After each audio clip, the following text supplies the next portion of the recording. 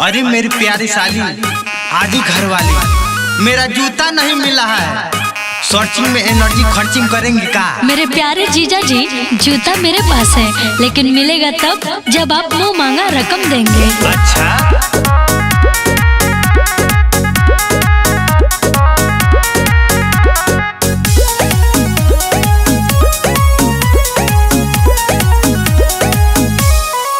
पहले कीजिए करार, हमको देंगे 10,000 तब जूता मिलेगा जीजा जी, तब जूता मिलेगा जीजा जी, तब जूता।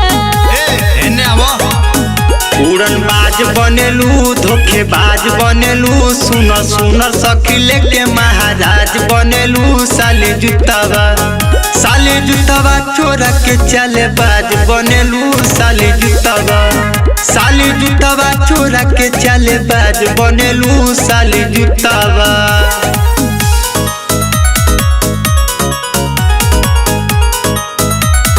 म्यूजिक बाय नितिक नयन।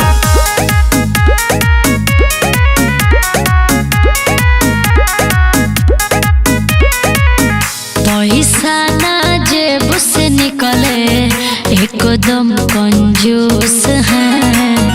पैसा ना जेब से निकले एकदम कंजूस है।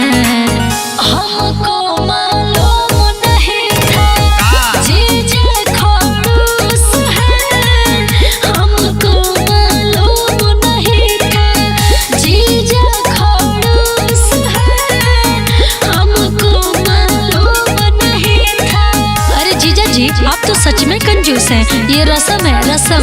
और साली जितना मांगे प्यार से मुस्कुरा के देना चाहिए, समझे? चलिए निकालिए। जितना मुर्गी नहीं उतना मसाला लग जाएगा। चलो रख लो, हम उघारे गोड़ चले जाएंगे।